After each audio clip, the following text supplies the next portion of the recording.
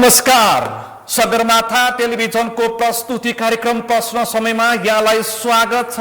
म सुनिल दाहाल। राष्ट्रिय स्वतन्त्र पार्टीको एकल बहुमतको सरकार छ। झन्डै 2/3 संसदमा उपस्थिति छ र राष्ट्रिय स्वतन्त्र पार्टीले 100 दिन पूरा गरेको छ र बजेट पनि ल्याइसकेको छ। राष्ट्रिय स्वतन्त्र पार्टीको संसदमा उपस्थिति बलियो छ र अन्य दलहरू अत्यन्तै कमजोर र रक्षात्मक अवस्थामा छन्, पुराना राजनीतिक दलहरू।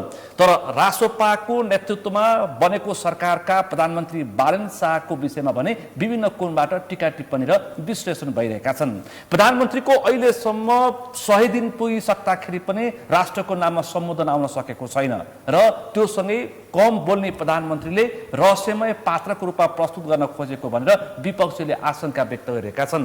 संसदमा पनि राष्ट्रिय स्वतन्त्र पार्टीका सांसदहरूले सरकारप्रति असन्तुष्टि विस्तार गर्न थालेका छन्।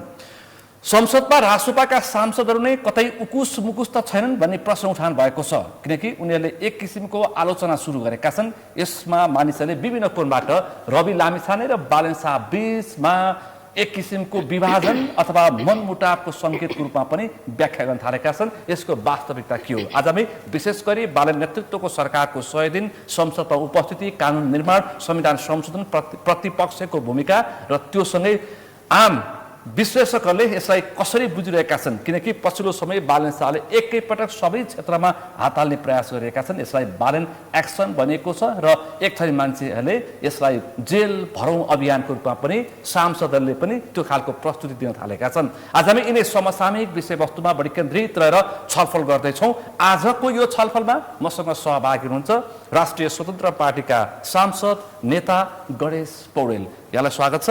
हस्, धन्यवाद। त्यसैगरी आजको यो छलफलमा मसँग सहभागी हुनुहुन्छ नेपाली कांग्रेसकी नेत्री सीता पाण्डे देवकोटा। यहाँलाई पनि स्वागत छ। नमस्कार, जय नेपाल। त्यसैगरी आजको यो छलफलमा मसँग सहभागी हुनुहुन्छ कानुनविद विश्लेषक डाक्टर गोकुल प्रसाद बुर्लाकोटी। यहाँलाई पनि स्वागत छ। यहाँहरू तीनैजनालाई म स्वागत गर्छु। पौडेलज्यू, तपाईँहरू त संसदमा तपाईँका साथीहरू त आफ्नै पार्टी नेतृत्वको छ सरकार, तर सरकारप्रति नै असन्तुष्टि व्यक्त गर्न थाल्नुभयो। के हो यो? म छलफल यहाँबाट प्रारम्भ गर्छु, त्यसपछि खास विषयमा प्रवेश गर्छु। धन्यवाद।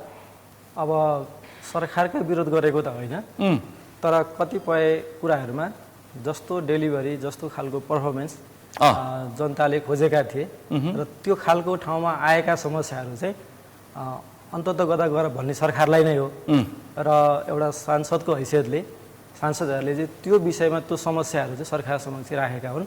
अब पूर्ण रूपले सरकारको विरोध गरेको अथवा सरकारको चाहिँ असहमत भन्ने कुरा चाहिँ होइन, तर सरकारले गरेका कुराहरूमा पनि सांसदहरूको यो कुरा भएन भन्ने प्रश्नहरू चाहिँ छन्। तर मानिजु, तपाईँकै सचेतक के भन्नुहुन्छ? बोल्नुभन्दा अगाडि मबाट स्वीकृत गर्नुपर्छ के बोल्ने भनेर भन्नुहुन्छ।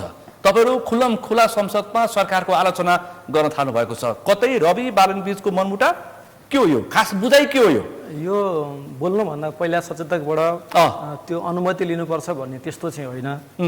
त्यो चाहिँ कस्तो हो भने राष्ट्रिय स्वतन्त्र पार्टीमा अहिले जति निर्वाचित भएर आउनुभएका तपाईँलाई खास निर्देशन छ? प्रधानमन्त्री, पार्टी सभापति, सचेतक, प्रमुख सचेतक बाट कुनै खालको दबाब प्रभाव छ? त्यस्तो नबोल्नु भनेर दबाब प्रभाव केही छैन। मैले कुरा गर्दै थिएँ, नयाँ एउटा सांसदहरू आउनु भएको हुनाले उहाँहरूलाई भाषा, उहाँहरूलाई चाहिँ सहजीकरण गरिदिने, सहयोग गर्ने हिसाबले चाहिँ तपाईँहरूले समन्वय गर्नुहोला भन्ने खालको आशय हो। त्यो तपाईँहरू राजनीति पनि बुझेको मान्छे हुन्छ, तपाईँहरू व्यवसाय पनि बुझेको मान्छे हुन्छ, तपाईँहरूलाई संसदमा कसरी बोल्नुपर्छ भनेर प्रमुख अथवा सचेतकले त्यो खालको निर्देशन दिनुपर्छ त।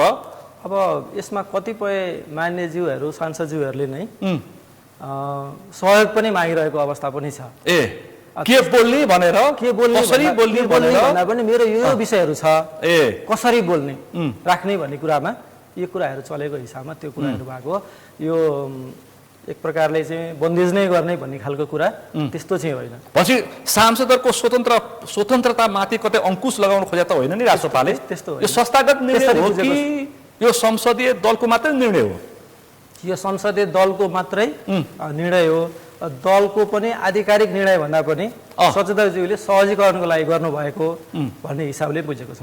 विशेष सहजीकरण छ, तर बाहिरको प्रस्तुति चाहिँ रासोपा आफ्ना सांसदहरूलाई कन्ट्रोलमा राख्न चाहन्छ र स्वतन्त्रतामाथि अंकुश लगाउन चाहन्छ भन्ने बुझाइ बाहिर गएको छ। अनि अब यो बुझाइमा मेरो के बुझाइ छ भने यसभित्र भन्नुहोस् त।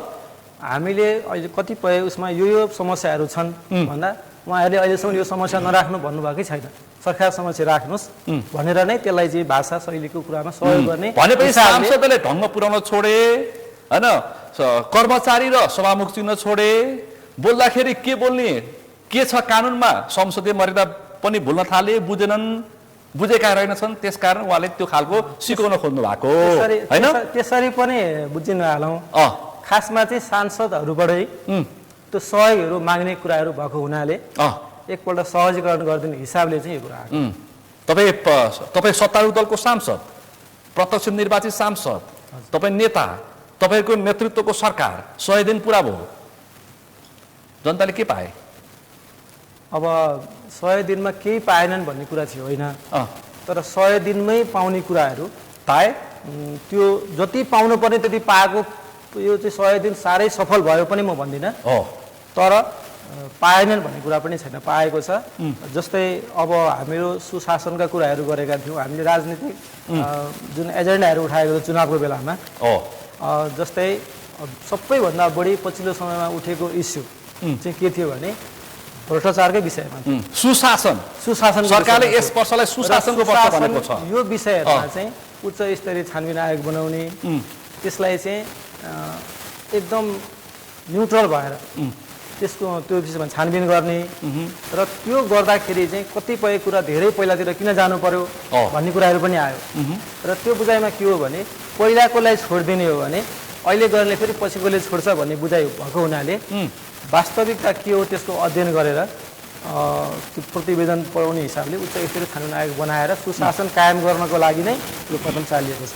भनेपछि यस वर्ष यो सरकारको सुशासनको वर्ष हो, अथवा एकजना मान्यले त के भन्नुभएको छ, यो वर्ष जेल भरौँ अभियान हो रे, जेल भरौँ अभियान हो रे यस वर्ष सरकारको। अब उहाँ मान्यजीले कुन प्रसङ्गमा भन्नुभयो? भ्रष्टाचारले थुन्ने प्रसङ्गमा भन्नुभयो होइन, भ्रष्टाचार गरेको प्रमाणित भएपछि थुन्नुपर्छ, भरिन्छ जेल, नो डाउट छैन। यो वर्ष जेल भरिन्छ। अब त्यो कुरा त फेरि त्यो प्रतिवेदन आइसकेपछि भन्न मिल्छ, त्यो छानबिनको प्रतिवेदन आइसकेपछि भन्न मिल्छ, तर यो वर्षको चाहिँ प्राथमिकतामा एउटा सुशासन, त्यसपछि अर्को चाहिँ के हो भने हाम्रो विगत फर्केर हामी हेर्ने हो भने 100 योजनाहरू आफ्नो चाहिँ सरकार भएको बेलामा बनाउने अनि अर्कोको आयस्केसमा बजेट नहुने र अलपत्र पर्ने, र सकभर चाहिँ ती अलपत्र भएका योजनाहरूलाई चाहिँ पहिला सकौँ र सुशासनलाई गरौँ भने चाहिँ प्राथमिकतामा चाहिँ यसरी जाने भन्ने खालको सरकार अघि बढेको अवस्था हो। तपाईँ चाहिँ आउँछु म एकैछिन। सीता देवकोटाज्यू, तपाईँ के भन्नु छ? बारा नेतृत्वको 100 दिन तपाईँलाई कस्तो लागिरहेछ? तपाईँ त कङ्ग्रेसको संस्थापनको पनि इतर पक्षको नेत्री। यस्तो बिहानीको होइन, दिनको सुरुवात बिहानीले गर्छ भने जस्तो। अब सबैभन्दा समस्या कहाँनिर आयो भन्दा जनताले अभिमत दिएर प्राप्त निर्माण भएको सरकार हो, झन्डै 2/3 बहुमतको सरकार छ। यो सरकारले धेरै कुराहरू गर्न सक्ने साधन र स्रोतले भ्याएसम्म सबै निर्णय गर्नलाई यो सरकारलाई कसैले छेक्दैन। यो अवस्थामा पनि यो सरकारले गर्नुपर्ने कामहरू गरेको देखिँदैन। आज जनताको यो अवस्थामा सरकारले गर्नुपर्ने काम पनि गरेको देखिँदैन। आज म तपाईँलाई सुनाइदिउँ, सरकारले गरेको लिस्ट यहाँ छ मसँग होइन, तपाईँले लिएका कागजसँग मलाई थाहा छैन। म त भई मान्छेसँगको सरोकारका कुरा गर्छु। म त जसले मत हाले नि ती भई मान्छेका कुरा, ती आम मानिसहरू आम मान्छेका कुरा गर्नु छैन।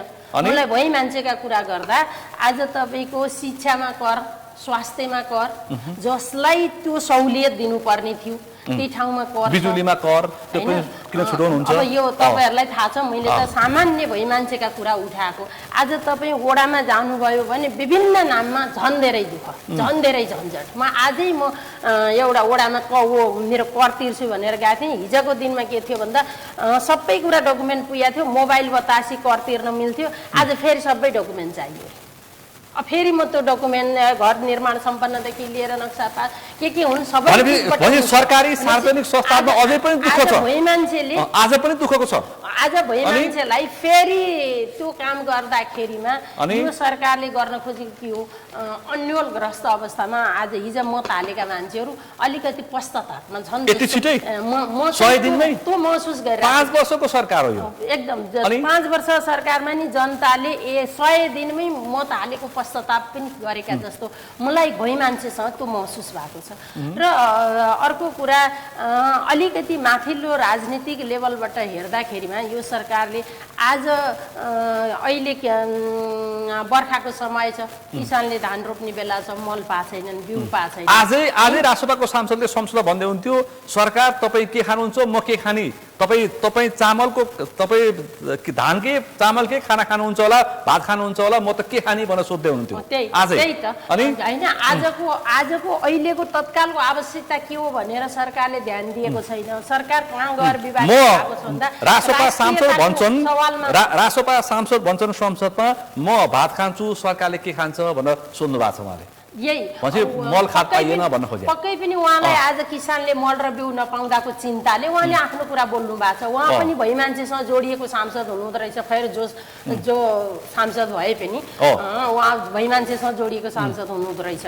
आज सरकारले जनताको प्रत्यक्ष सरोकारका कुराहरू आज तपाईँ हेर्नुहोस्, सुकुम्बासी कहिलेकाहीँ यो वर्ग पनि किन चाहिन्छ भने नि आज तपाईँले सुकुम्बासी हटाउनुहोस्, भोलि तपाईँले एउटा सानो मर्मत गर्ने लेबर खोज्नु भने मान्छे पाउनुहुन्न कि। आज त्यो लेबरको जमात बसेको थियो कि सुकुम्बासीको नाममा भए पनि जे नाममा भए पनि आज तपाईँले सुकुम्बासी बसिरहनु पर्थ्यो खोलाको छेउमा हैन। तत्काल तपाईँलाई चाहिँदाखेरिमा उपलब्ध जनशक्ति थियो कि त्यो लेबर लेभलको जनशक्ति थियो त्यहाँ सुकुम्बासीकै नाममा भए पनि तत्काल तपाईँलाई चाहिने जनशक्ति आज उसलाई खाना नदिएपछि ऊ त्यो क्याम्पबाट हट्छ जस्ता कुरा आउनु भनेको यो अत्यन्त दर्दनाक अवस्था। 2/3 तपाईहरु 2-4 महिना यो सुकुम्बासीको आलोचना गरोस्, 5-6 महिना पछाडि उनीहरूले व्यवस्था पाउँछन्। आज मान्छे मर्न लागिसक्यो, तपाईलाई 2-3 महिनामा छुटो 25,000 रुपैयाँ दिएको सरकारले। आज यहाँ मान्छे खान नपाएर बाँच्न पाएर पानीमा झरिया रुजेर बच्चा सुत्केरी बच्चा पेटमा भएको सुकुम्बासी विरोधी हो। 6 महिनापछि एकदम यो मुलुकमा सुकुम्बासी देख्न नसक्ने हो। मत हालेका जनता होइनन्, नेपाली जनता होइनन्, नेपाली नागरिक होइनन्। सत्तारूढको सांसद यही हुनुहुन्छ। लु भन्नुहोस् त, तपाईहरु सुकुम्बासी विरोधी हो? हामी सुकुम्बासी विरोधी होइन, सुकुम्बासीलाई स्थायी समाधान गर्नुपर्छ भन्ने चाहिँ पक्षधर छ। पहिलेसम्म यो 1 वर्षभित्रमा अनि सुकुम्बासीहरूको लगत सङ्कलन गर्दै लाल पूर्जा वितरण गर्दै व्यवस्थापन गर्ने काम सुरुवात भइसकेको छ बर्दियाबाट। र त्यसै गरी प्रत्येक पालिकाको तपाईको जस्तै सुकुम्बासी भनिरहँदाखेरि पनि कतिपय सन्दर्भमा नक्कली सुकुम्बासीहरू पनि पाइए। 18-19 वटा आयोग बने। हजुर, किन आयोगले प्रतिवेदन दिए तर त्यो कहिले पनि काम भएन। अनि मैले एउटा कुरा जोड्न खोजेको चाहिँ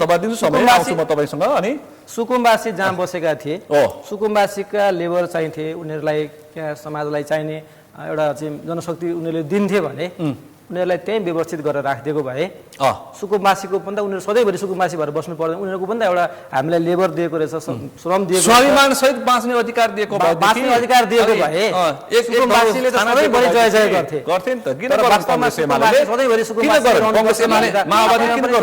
कुरा मिलेन। अनि 2/3 सरकार अहिले छ, बीचमा त विभिन्न सरकार कोलिएसन गभर्नमेन्ट विभिन्न थिए, आफ्नो स्वार्थमा प्रयोग भएको होला, गर्न सकेनन् होला। कांग्रेसले सीता देवकोटाज्यू 18-19 वटा आयोग बने, दलीय आयोग बने, तर काम भएन। तपाईलाई थाहा छ, मलाई पनि थाहा छ। पहिला भएनन् र त यो दुर्घटना भयो होला, विविध कारणले अहिलेको सरकार निर्माण भयो। तर यो सरकारसँग भोइ मान्छेले अथवा सुकुम्बासीले अथवा तल्लो तहले गरेको अपेक्षा पनि यहाँले भने जस्तो 100 दिनमा के भयो त भन्दाखेरिमा केही पनि भएको छैन। अब सुन, एकैछिन मलाई 1 मिनेटको समय दिनुस्, के भयो म भनिदिन्छु, अनि तपाईले त्यसो टिप्पणी गर्न सक्नुहुन्छ। ट्रेड युनियन खारेज भयो, काठमाडौँका पहुँचवाला कर्मचारीहरू काठमाडौँ बाहिर जान बाध्य भए।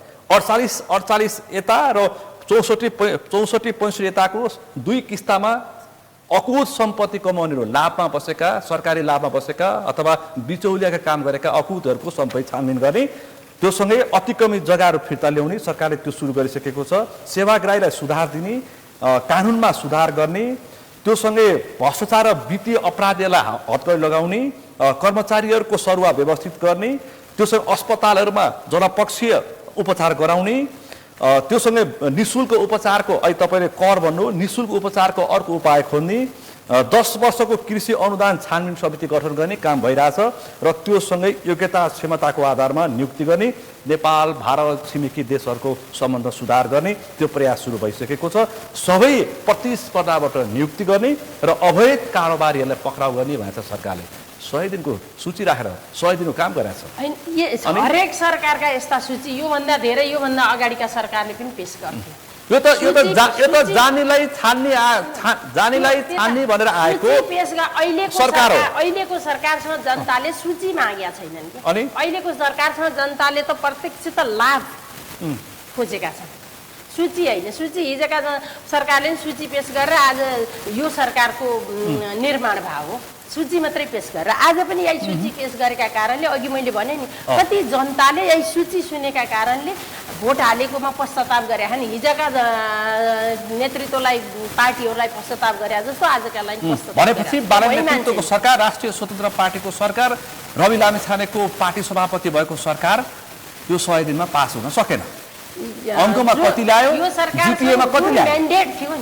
यो सरकारको म्यान्डेट भए अनुसार सरकारले गर्न पर्ने कामहरू गर्न सक्यो। सरकार फेल, सरकार अब फेलै त आफ्नो मिसनमा सरकार अब के अरे नेपालको भूमि उता भारततिर नि गाइबिया छ भन्ने सरकारलाई फेल र पास कसरी भन्ने, राष्ट्रियताको सवालका कुरा, देशको प्रधानमन्त्रीले बोलेका कुरा जस्ता कुरा बोल्ने ठाउँमा हामीले यी साना कुराहरू भएन यो त्यो कमेन्ट गर्ने भन्ने, यहाँ कसैले चुइक बोल्ने अवस्था त नभएको यो परिस्थिति राष्ट्रियता नै जोखिममा छ भन्ने अवस्थामा जनताको अवस्था के सुमधुर हो। राष्ट्रियता नै जोखिममा छ, सबैतिर त्रास छ।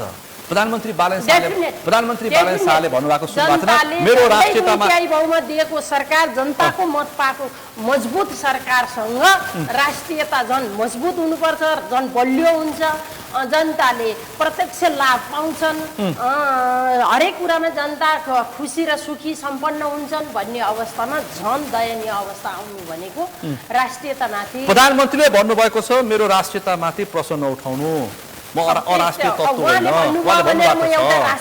आजै मात्रै उहाँले निजी क्षेत्रसँग सल्लाह गर्नु भएको छ, अब देश मिलेर बनाउने। डेमोक्रेसीमा प्रतिपक्ष बलियो भएन भने विकास निर्माण पनि हुँदैन। अरू सरकारले गर्न खोजेका काममा बाटो बिरायो भने सचेत गराउने माध्यम भनेकै प्रतिपक्ष हो कि। एकैछिन म तपाईँ आउँछु देवकोटाज्यू। डाक्टर फुलाकोटी, सरकारको 100 दिन बालनको एक्सन चौतर्फी उहाँले भने जस्तै त्रास हो कि अपेक्षा हो, तपाईँले के बुझ्नु भएको छ? तपाईँ एउटा कानुनको विद्यार्थी र विश्लेषक पनि हो, बुझेको मान्छे। अब मैले बुझेको चाहिँ यो अहिले राजनैतिक स्तरमा यो 100 दिनलाई चाहिँ लिएर अहिले सरकारको कामको बारेमा विस्तृत रूपमा विश्लेषण गर्ने बेला चाहिँ भएको छैन भन्ने मलाई लाग्छ। तपाईँको बुझाइ? यो चाहिँ मेरो बुझाइ चाहिँ इट्स प्रिमेचर। किनभने काम गर्नलाई दिनुपर्छ, सरकारले काम गरिरहेकै छ। किनभने सुशासनको पहिलो नारा थियो, सुशासन अनुकूल भएर नभएको हामीले अहिले त्यहाँ दैलोमा देखाएका छौँ। तपाईँले 100 दिनमा अनुभूति पाउनुभयो सुशासनको? मेरो पर्सनल भन्नुहुन्छ भने अनुभूति कहाँ पाउनु को कुराहरूमा चाहिँ अब अहिले जुन डिजिटलाइजको कुराहरू छ, अहिले चाहिँ सरकारमा कुनै पनि सेवा कार्यालयहरूमा हामी जाँदाखेरि बुलाकोट तपाईँले मालपोतमा पाउनुभयो? तपाईँले यातायातमा पाउनु भएको छ? मालपोत्र पाउनुभयो? त्यहाँ तपाईँ राजधानी विभागमा पाउनु भएको छ? पाइएको छ। केही सुधार राजस्व तिर्दाखेरि सुधारहरू अहिले भएको छ। राजस्व तिर्दाखेरि कुनै समस्या भएको छैन? राजस्व तिर्दा मानौ तपाईँ त ग्राहकसँग बस्ने मान्छे, त्यही त यस्तो छ। अब मैले अहिले भनिसकेँ यो केही अनुभूतहरू भइरहेछ, सरकारले प्रयास गरिरहेछ र यसलाई चाहिँ भने अब म सरकारको प्रवक्ता भइरहनु स्वतन्त्र विश्लेषक कानुनविद विद्यार्थीको नाताले भन्दा चाहिँ केही अनुभूतहरू जुन हामीले त अहिले त जुन मिडियामा पनि देख्छौँ र अरू जनताहरूबाट भएका सर्भिस डेलिभरीमा भएका सुधारहरू पनि अब पहिला जाँदाखेरिको चाहिँ जुन फाइललाई एकले अर्कोलाई चाहिँ पन्छाएर बसिरहने किसिमको केही ढिला सुस्ती हामी रेड टेपिजम पनि भइजाउँ, त्यसमा चाहिँ अहिले केही सुधार भएको चाहिँ हामीले त जनमतबाट पनि र त्यो चाहिँ मिडियाबाट पनि थाहा भएको छ क्या। त्यो भएको हुनाले चाहिँ अहिलेलाई तपाईँले रासोपाको सरकारको 100 दिनमा सुधारको अनुभूति पाउनु भएको छ तपाईँले? अनुभूति पाएको छ र बाहिर मिडियामा पनि अनुभूतिको चाहिँ भने केही आशा पलाएको छ भन्ने चाहिँ। तर त्रसित पनि छन् मान्छेहरू। अब त्रसित छ त्यो सरकार प्रधानमन्त्री भन्नुभयो जस्तो रहस्यमय हो कि सरकार अलिकति सुकुम्बासीको कुराहरूमा चाहिँ अलिकति व्यवस्थामा केही त्रसितहरू चाहिँ मानिसहरू अब त्यसलाई चाहिँ अलिकति पूर्व तयारी गरेर चाहिँ उनीहरूको चाहिँ एउटा वासस्थानको व्यवस्था गरेर गरे भए हुन्थ्यो। तर यसलाई चाहिँ के छ त भन्दाखेरि चाहिँ मैले फेरि जोडे 18-19 वटा आयोग बने, काम हुन सकेन। अनि काम होइन यो त्यही त लागत सङ्कलन भन्दा बाहेक अरू केही पनि भएन। हुकुमवासीहरूले तहल्का मचाए। तहल्का मचाए र यो अवस्थामा आउनलाई चाहिँ यो पहिलाबाटै नै यो चाहिँ एक किसिमको चाहिँ यो एउटा क्यान्सर भएको थियो क्या। यो एउटा रोगको रूपमा थियो। अब रोगलाई चाहिँ भने अहिले चाहिँ यो सरकारले चाहिँ एक किसिमले चाहिँ अपरेसन गर्यो भन्नुपर्छ। किनभने यो एकदम आत्मा साथी राखेर भन्नुपर्छ। यो एकदमै बायस नभइकन एकदमै स्पष्ट जनताले बुझ्ने भाषामा भन्नुहोस् है। बुझ्ने भाषामा अपरेसन गरे हो यो। तर अपरेसन गर्दाखेरि चाहिँ जुन पूर्व तयारी हुन्छ नि, अपरेसनमा पनि पूर्व तयारीहरू गर्नुपर्छ नि त। एकैचोटि अपरेसन गर्दाखेरि फेल हुने सम्भावना पनि हुन्छ र यसलाई चाहिँ अलिकति डिटेलिङ गरेर यसको चाहिँ भने आँकडा लिएर चाहिँ उनीहरूको पनि बसोबासको व्यवस्था अहिले जुन बर्खाको कुरो छ नि त। अब हामीले त भूमि सम्बन्धी आवास सम्बन्धी हकको कुरा त मौलिक हकको रूपमा हेरेका छौँ नि त। हो त्यो भएको हुनाले उनीहरू पनि नेपाली जनता हो र त्यो आवासको व्यवस्थाहरूलाई चाहिँ अलिकति त्यसलाई अलिकति चाहिँ अलि होमवर्क गरे भइदिए चाहिँ राम्रो हुन्थ्यो। र अब अर्को चाहिँ दृष्टिले फेरि सरकारले भन्दा चाहिँ के त भन्दाखेरि चाहिँ यो होमवर्क गर्दा गर्दै अगाडि पनि विभिन्न चाहिँ भने काठमाडौँ महानगरपालिकाको मेयर हुँदाखेरि स्वयं प्रधानमन्त्री अहिलेको प्रधानमन्त्रीले भोगेको हुनाले त्यहाँको दृश्य त हामीले देखेका छौँ। त्यसकारण राजनीतिक घुसपैठ हुन्छ भनेर उहाँले हतारमा गरेको हो कि भन्ने पनि बुझाइ छ। अनि फेरि यो पनि भयो र त्यहाँ सुकुम्बासीको ठाउँमा हुकुम्बासी पनि भयो। हामीले हेऱ्यौँ नि प्रत्येक विभिन्न 5-7 तलाको भवन बनाएर त्यसबाट भाडा लिएको पनि आयो होइन। अब त्यसको हुनाले चाहिँ अलिकति डिटेल होमवर्क चाहिँ अहिले जुन होल्डिङ सेन्टरमा राखेर डिटेल होमवर्कमा चाहिँ सरकारले गरे होला। आन्तरिक रूपमा सरकारले अब गृह कार्य गरिरह होला भनेर चाहिँ हामीले अनुमान गर्नुभयो। किनभने यो सरकारको चाहिँ लाई चाहिँ बेनिफिट अफ डाउट चाहिँ दिनुपर्छ क्या। पछि दिनमै चाहिँ भने पछि बोल्दाखेरि चाहिँ तपाईँ 100 मा कति अङ्क दिनुहुन्छ? 100 दिनमा 100 मा कति अङ्क दिनुहुन्छ? अङ्कमा कति, जिपिएमा कति? अझ दुई थरी हिसाब किताब हुन्छ। जिपी भन्नुमा जिपिए जिपिएको कुरा गर्दाखेरि पनि अहिले मैले दिने भने त अहिलेकै अवस्थामा 3 दिन्छु क्या जिपिए। अनि अङ्कमा अब अङ्कमा 75 नै भन्नु। 75 ल त कति सन्तुष्ट हुन्छ उहाँ? तपाईँ त प्रतिशत मात्रै हो कि यस्तो छ कि सुन्नु न, उहाँ कानुन व्यवसायी हो, स्वतन्त्र उहाँले श्रीमान र श्रीमतीको झगडा बनाउन पाएदेखि मुद्दा लड्थे भन्ने मान्छे।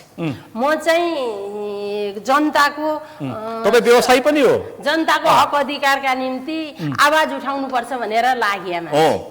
अनि उहाँको र मेरोमा त्यो जुन हुन्छ नि भर्सन भिजन, त्यो भिजनै फरक छ। कतै सीता देवकोटाको बनाइमा प्रतिशोध छ कि? मैले भन्दा के भन्छु भने ती सुकुम्बासी बसेका थिए नि, वडा अध्यक्ष त थिए नि त। हामीले सिंहदरबारको अधिकार गाउँमा वडामा पुर्याएको थियौँ नि। वडा अध्यक्षले ती सबै सुकुम्बासीलाई एक एकलाई चिन्नुहुन्छ नि। त्यो वडा जहाँ देशभरिका सुकुम्बासीलाई देशभरिका वडा अध्यक्षले चिन्नुहुन्छ। कुन सही वडा सुकुम्बासी हो, कुन होइन, कसको समस्या कति छ, त्यसलाई कसरी उद्धार गर्नुपर्छ सबै वडा अध्यक्षलाई थाहा छ। त्यही त प्रधानमन्त्रीले भन्नुभएको छ, एक वर्षको समय दिनुहोस्। किन वडा अध्यक्षलाई उहाँहरूले प्रयोग गर्न किन चाहनु भएन भन्दा वडा अध्यक्ष राजनीतिक दलका थिए, कांग्रेस र कम्युनिस्ट रासपाका वडा अध्यक्ष थिएनन्। त्यो वडा अध्यक्षलाई प्रयोग गरेर वास्तविकता लिएर अनि एउटा पोलिसी नीतिगत निर्णय गरेको भए अहिले बच्चा पेटमा भएकी गर्भवती महिला, सुत्केरी महिला, बच्चा काखा दुध खाँदै गरेको बच्चा, वृद्ध नागरिकहरूले यो बर्खामा दुःख पाउँदैन थिए नि त। यो बर्खा पछाडि पनि व्यवस्थापन गर्न खोलाको किनारमा बस्दाखेरि पानीले बगाएको पानीले छोपेको दृश्य पनि हामीले समाचार बनाएको हो नि। अर्को दुःख अहिलेको प्रधानमन्त्री तत्कालीन मेयर मात्रै हुनुहुन्थ्यो, वडा अध्यक्ष हुनुहुन्थेन। उहाँले वडा अध्यक्ष राजनीतिक दलका भए र गर्न असिलो भयो भनेर पनि उहाँले तत्कालीन अवस्था थियो। कुनै पनि खालको सकारात्मक संकेत तपाईँले पाउनु होइन, भएन। यस्तो सकारात्मक सङ्केतका लागि के हुन्छ भने नीतिगत अनि 1 इन्च पनि पाउनु भएन, 1 इन्च पनि। नीतिगत निर्णय हुनुपर्छ। जस्तै नेपाली काङ्ग्रेसले 48 सालमा नीतिगत निर्णय यसरी गर्यो कि सबै देशका सबै जिल्लामा, सबै पालिका गाविसमा बाटो, बिजुली, स्वास्थ्य चौकी, सञ्चारका कुरा पुर्याउने भनेर नीतिगत निर्णय गरेका थिए। आज जानुस् त हरेक ठाउँमा छ कि। हिजो तपाईँले पढ्नु भएन होला, मैले त 4 घण्टा हिँडेर गएर मोटी तेल ल्याएर टुकी बालेर पढ्या मान्छे हुँ कि। त्यो अवस्था आज हरेक विकट ठाउँमा बत्ती बाटो गएको छ। त्यो कांग्रेसले गरेको हो कि समयको माग हो? होइन, नेपाली कांग्रेसले नीतिगत निर्णय गरेर बनेको भन्दै आउँदा तपाईँ राजनीति बुझेको पनि मान्छे हो त्यस्तै नीतिगत निर्णय हुनुपर्थ्यो। तपाईलाई सम्झिन्छु अनि म मानेजुका आउँछु। विकास पछाडिनुहुन्छ। नीतिगत निर्णयले सङ्केत गर्थे यो कुरा ठिक भयो है, अब केही हुँदैछ है। जस्तै सुशासनमा भ्रष्टाचारीलाई क्षमाउने भन्ने कुरा हिजो पञ्चायत कालमा पनि त बौद्धालासी पञ्चायत कालमा शक्तिशाली बिचौलियाहरू दीपक भट्टदेखि साहिल अग्रवालदेखि अब भुटानी शरणार्थीका शक्तिशाली कुनै समयका उप प्रधानमन्त्री, मन्त्री, गृहमन्त्रीलाई मुद्दा लागेको छ हेर्नुहोस् त यहाँ। अनि बहादुर रायमाझदेखि बालकृष्ण खाँडसम्म त्यसले त्यसको फल भोग्ने हो क्या। त्यसमा कुनै समस्या दुविधा छैन। यो सरकारले भर्खर 100 दिन भएको छ। भोलि यो सरकारले पनि केही नघटाउला र यो सरकारका बारेमा छानबिन नहोला। गल्ती गर्यो भने यो सरकारलाई पनि जनताले पाटा कसिहाल्छन् नि। हिजोका गल्तीलाई ढाकछोप गर्नुपर्छ। किन गर्यो सरकारले? मेरो भनाइ छैन कि गल्ती जसले गर्यो त्यसले सजाय पाउनुपर्छ।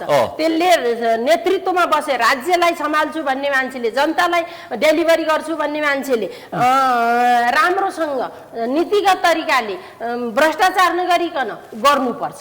गरेन सजाय भोग्छ। यो सरकारले भ्रष्टाचार पनि सुरु गरिसक्यो। यो सरकारले भ्रष्टाचार गर्न सुरु गरिसक्यो। यो सरकारले भ्रष्टाचार गर्न सुरु गर्या नगर्या 100 दिनमा नीतिगत निर्णय त गतिलरी आएको छैन भने त्यो भ्रष्टाचारका कुरा त कसरी आउला? आउला नि 2-4 महिना भएपछि त देखिहाल्छ। 35 वर्षको फोहोर फाल्न कि 100 दिन काफी होइन होला नि त। मैले भने कामका लागि 100 दिन काफी छैन, तर नीतिगत निर्णयका लागि त 100 दिन त धेरै समय हो। म कृष्ण प्रसाद भट्टराईसँग हुर्केको मान्छे, बुझ्नुभयो नि। किशुनजीको पालामा किशुनजीले कसरी 1 वर्षमा कसरी संविधान बनाउनु भयो, कसरी कुनै पनि भ्रष्टाचार भएको थिएन उहाँको समयमा। म तपाईँसँग आउँछु मान्य पौडेलज्यू। 1 वर्षमा सीता देवकोटाहरूको मुखचुप पार्ने खालको काम अब सरकारले 1 वर्षमा गर्न सक्छ? सरकारले सक्छ भन्ने विश्वास हेर्नुहोस् है, सक्छ सरकारले। र 1-2टा कुरा उहाँले भनेकोमा म राख्न चाहन्छु। लु भन्नुहोस् त। बुदागत रूपमा सुकुम्बासी हटाएको जुन कुरा राख्नु भएको छ, सुकुम्बासी हटाउने विषयमा 2 खालका दृष्टिकोणहरू यहाँ हुन सक्छन्। एउटा पहिला सबै कुराहरू गरेर खबर गरेर पहिलो दिनको सूचना काटेर गरेको भए त्यो बिचमा धेरै खालका चाहिँ चलखेलहरू भएर राजनैतिक चलखेल नसक्थ्यो, कामै नहुन सक्थ्यो। पहिलो कुरा यो हिसाबले सरकारले अचानक गरेको यो पहिलो कुरा, किनभने पहिला पनि गर्न खोज्दाखेरि त्यस्तै चलखेलहरू भएको पहिलो। अब दोस्रो कुरा ओडाध्यक्ष फरक पार्टीको भएर चाहिँ उहाँहरूले गर्न दिनु भएन भन्ने कुरा जुन गर्नुभएको छ।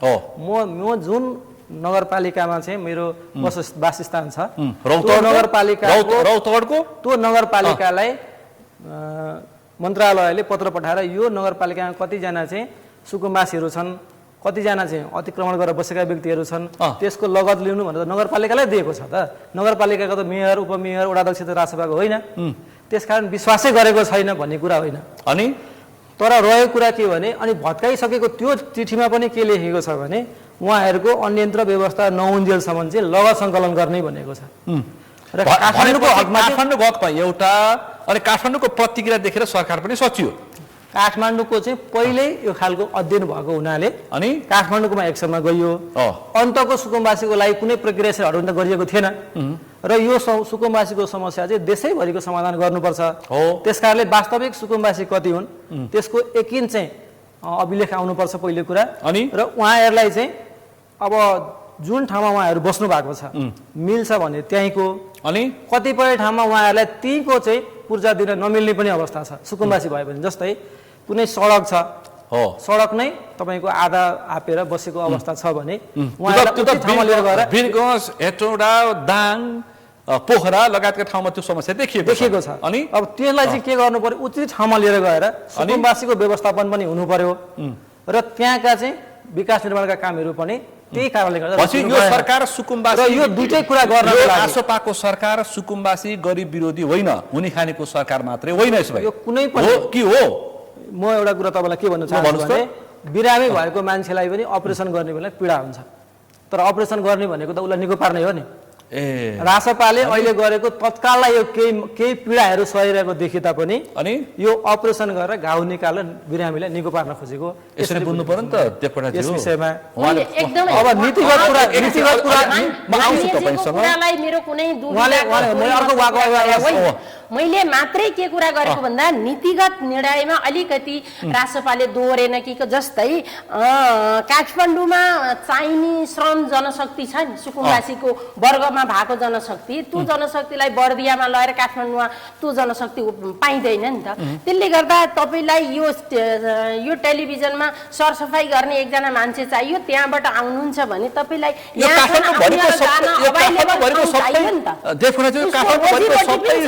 मजदुरको काम यो मजदुर ज्यालादारीको काम त्यही सुकुम्बासीले मात्रै गरेको उसको क्यापासिटीमा जुनसुकै काम पनि हुन्छ, उसको रोजीरोटी पनि सहरमा बसेर गरेको काठमाडौँबाट हटाएको छैन, काठमाडौँबाट हटाएको छैन, 25,000 पनि दिन्छु गरी पनि खाऊ भनेको छ हैन मान्नु। उहाँसँग प्रतिवाद गर्न खोजे हो, तर यसमा मेरो गाँसको सवाल छ के सुकुम्बासीमा दुईटै छ, बाँस र घाँस दुईटैको सवाल छ। 25,000 पनि दिन्छु गरी पनि खाऊ घर पनि बनाइन्छु भनेको छ। पोलिसी बन्नु पर्थ्यो, ती मान्छे कहाँ खपत भइरहेका छन्, कुन क्यापासिटीका के हो मैले भने नि त वडा अध्यक्षलाई सबै थाहा छ नि त, त्यो कहाँ खपत हुने जनशक्ति हो। अनि त्यो जनशक्तिलाई पर पुर्याउँदाखेरिमा त्यो यो शहरले पनि त्यो जनशक्तिलाई प्रयोग गर्न पाएन, उनीहरूले पनि आफ्नो रोजीरोटी गुमाउने अवस्था रह्यो नि त। त्यसलाई पनि मूल्याङ्कन गरेर बाँस र घाँसलाई सँगै समायोजन गर्ने पोलिसी बनाउनु पर्थ्यो, पोलिसी भएन मेरो भनाइ त्यो। जनताले दुःख पाए त आफ्नो ठाउँमा छ, तर सरकारले गर्ने कुरा गर्नुपर्ने कुरा गरेन। बुझे मानिजु त मेरो चाहिँ के छ भने तपाईँले भनेको कुरा सबै गलत पनि छैन। वास्तवमा एउटा जनशक्ति त्यो लेभलको काम गर्ने मान्छे थियो, त्यो चाहिन्थ्यो भन्ने कुरा राख्नु भएको छ।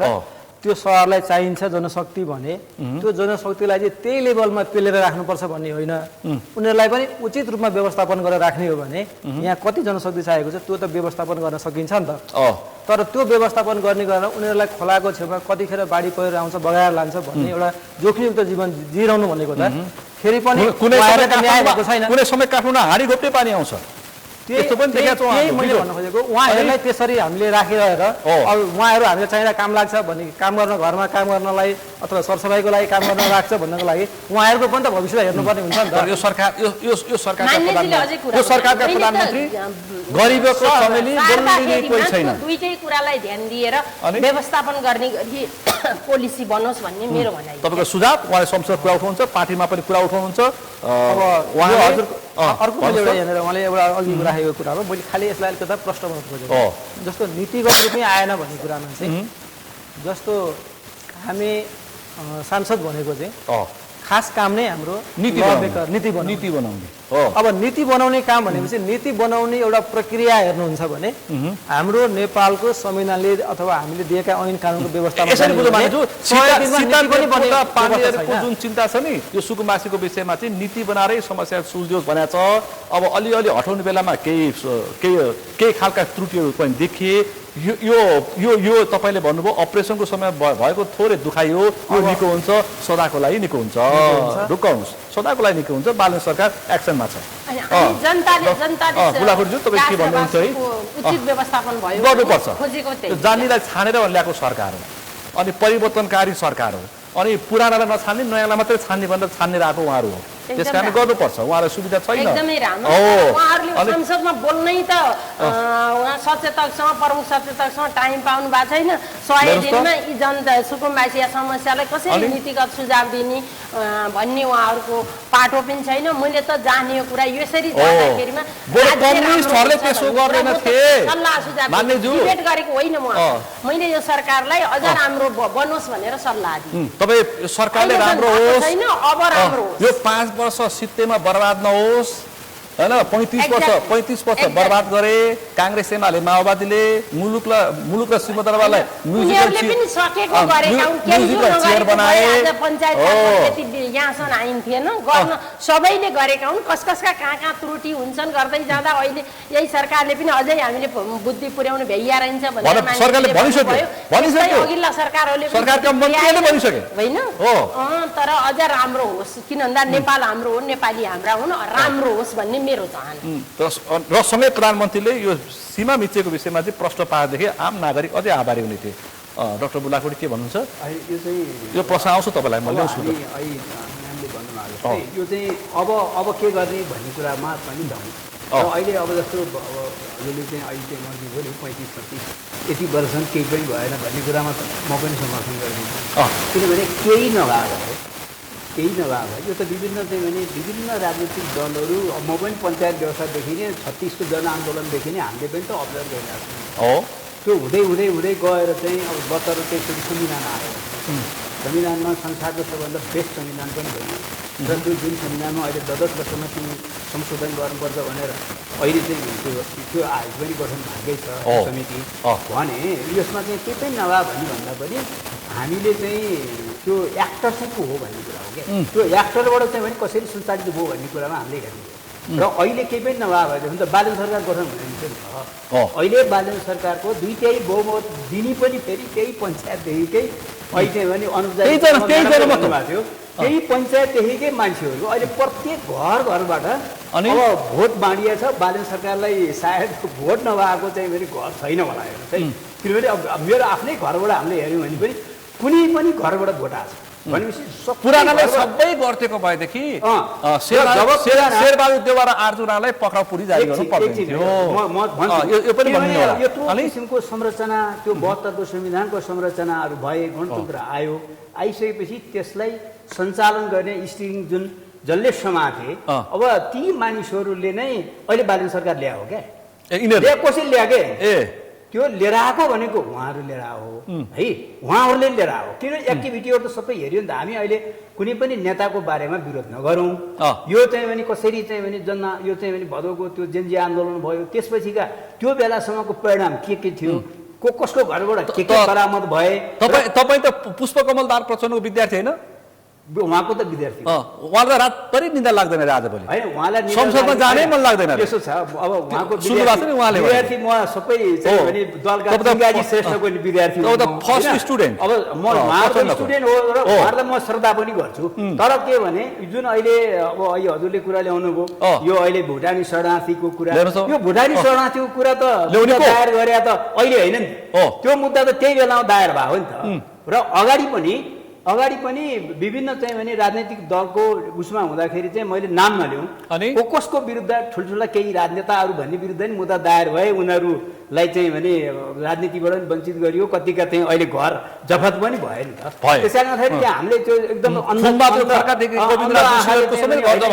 केही पनि भयो भने भन्दा पनि र अब के गर्ने हो यो सरकारले यो सरकारले गर्ने भनेको चाहिँ मेरो चाहिँ भने कानुनको डाक्टर बुलाकोटी एउटा प्रश्न सोध्छु म यो सरकारलाई प्रतिपक्षले रहस्यमय सरकार भनिरहेछन् आन्तरिक रूपमा र बाह्य रूपमा तपाईँको बुझाइ के हो होइन यसो रहस्यमय हो सरकार यसमा चाहिँ यो त्यो कुरामा चाहिँ भने हामीले कानुनको विद्यार्थीले तथ्य र प्रमाणको आधारमा बोल्नुपर्छ हेर्नु अहिले यो विदेशी दलाल अथवा टिओबी अथवा यो भन्ने कुरामा दलाइ लामाको जन्म उत्सवदेखि लिएर थुप्रै विषय जोडेर के हो भनिरहेको त्यो कुरा चाहिँ तथ्य र प्रमाणले पुष्टि हुनुपर्छ हेर्नु र अहिले बालनले पनि त भन्नुभयो नि त म चाहिँ भने यो सरकारको चाहिँ यो चाहिँ सीमाको बारेमा देशको सार्वभौमसत्ताको सम्पन्न चाहिँ जुन मुलुकको बारेमा चाहिँ यसको चाहिँ भने यसको सीमाको बारेमा त्यसमा चाहिँ भने अडिग छु भनेर त अस्ति महाधिवेशनमा पनि त भन्नुभयो त्यस कारणले गर्दाखेरि चाहिँ यसमा के हो भने अब राजनीतिक दलहरूले पनि सोच्नुपर्ने कुरा त के त भन्दाखेरि उहाँहरूले पनि अब सोच्नुपर्ने भनेको योभन्दा अगाडिका सरकारहरूको फेलर उहाँहरूले चाहिँ काम गर्न सकेको कुरालाई विश्लेषण गरेर अहिले मोडल लिटिगेन्ट पनि हुनु पर्यो हामी के भन्छौँ त भन्दाखेरि सरकारले कुनै पनि मुद्दा लानुभन्दा अगाडि कानुनको विद्यार्थी हिसाबले भनेको नि भन्नुहोस् त तपाईँ तथ्य र प्रमाणित हुने भइसकेपछि मात्रै त्यो कुरालाई भिजिलियन्ट चाहिँ हुनु पर्यो कसको विरुद्ध मुद्दा चलाउने त्यो मान्छेको एक्टिभिटीलाई उसले हेर्न सक्छ तर ल सिधै पहिला चाहिँ भनेदेखि अनि त्यसपछि कान सुन्ने भने चाहिँ फेरि सरकारकै फेलरको कुरा पनि आउँछ त्यो कुरामा एउटा विचार गर्नु पर्यो हैन यो सुशासनको वर्ष हो र दोस्रो चाहिँ यो सुशासनको वर्ष हो त्यो सुशासन अब दोस्रो चाहिँ भने सर्भिस डेलिभरी नै हो अहिले यो सरकारले अहिले गर्ने भनेको पनि सर्भिस डेलिभरी हो हेर्नुहोस् र फेसलेस गभर्नमेन्ट पनि हो क्या फेसलेस अहिलेको चाहिँ भने मैले अहिले 75 किन दिएको भन्दा फेसलेस छ क्या तपाईले चाहिँ भन्दा कुनै पनि ठाउँमा त्यहाँ जानुस् अहिलेको चाहिँ भने तर कर तिर्दै समस्या भोग्नुभयो सीतादेव कोटाले कांग्रेस नेतृत्वले सुन्नुस् न उहाँले आफैले भोगे पुरा भन्नुहुन्थ्यो नि तपाई अल राइट छु भन्छ कुनै पनि सरकारले कुनै पनि ठाउँमा अहिले अमेरिकामा जानुस् अस्ट्रेलियामा जानुस् कुनै पनि ठाउँमा गर्न सकिँदैन र अहिले चाहिँ भने हामी कानुनको विद्यार्थीले भन्ने भनेको चाहिँ यो जति अदालतको आदेश अदालतलाई यो तीनटै अङ्गको कुराहरूलाई चाहिँ सेपरेसन अफ पावर लाई चाहिँ भने सरकारले मान्नु पर्यो अब संसदको पावर छ तपाईँ ठ्याक्कै विषय उठान गर्नुभयो कार्यपालिका न्यायपालिका र व्यवस्थापिका तीनटै अहिले राष्ट्रसभाको नियन्त्रणमा छ अधिकारलाई चाहिँ हस्तक्षेप गर्दिनु तीनटै अङ्ग राष्ट्रसभाको नियन्त्रणमा छ भन्छ विपक्षले यसो छ तपाईलाई के तपाईँ त्यो अनुभूति भएको छ हैन त्यो अनुभूति चाहिँ भने कतै लागेको छ तपाईलाई त्यसको नियन्त्रणमा भन्ने कुरा चाहिँ मैले अहिले भने नि त तपाईले त्यो सम्बन्धित एक्टरले जस्तो चाहिँ प्रधान न्यायाधीश नि त्राइमा हायल कायल हुनु भएको छ प्रधान न्यायाधीश पनि भन्दै छ अब यसरी हामीले तथ्य र प्रमाण बिना अदालतलाई दोष दिनु हुँदैन किनभने जहिले पनि अदालतले चाहिँ भने निष्पक्ष न्याय गर्छ भन्ने हिसाबमा चाहिँ जानु तपाईँ सिधै अदालतमा अब संसदले पनि व्यवस्थापिका जुन संसद छ संसदले पनि चाहिँ भने उसले त्यहाँ भएका विभिन्न सांसदहरूको बिचमा चाहिँ जुन ल मेकिङ प्रोसेसमा विभिन्न डिस्कसनहरू हुन्छ विभिन्न चरणमा हुन्छ त्यहाँ पनि चाहिँ भने अब संशोधनको लागि प्रस्तावहरू पेश हुन्छ कुनै पारित हुन्छ कुनै उहाँहरूले समर्थन गर्नुहुन्छ कतिपय लिएर आएको अध्यादेशहरू अहिले राष्ट्रिय सभाले पनि पारित गर्यो जहाँ राष्ट्रिय स्वतन्त्र पार्टीको बहुमत छैन भने र कतिपय ठाउँमा चाहिँ भने अब यो सरकारले गर्ने भनेको चाहिँ संसदलाई पनि छल्न भएन हैन संसदलाई पनि छल्नु भएन संसदको विश्वास प्रधानमन्त्री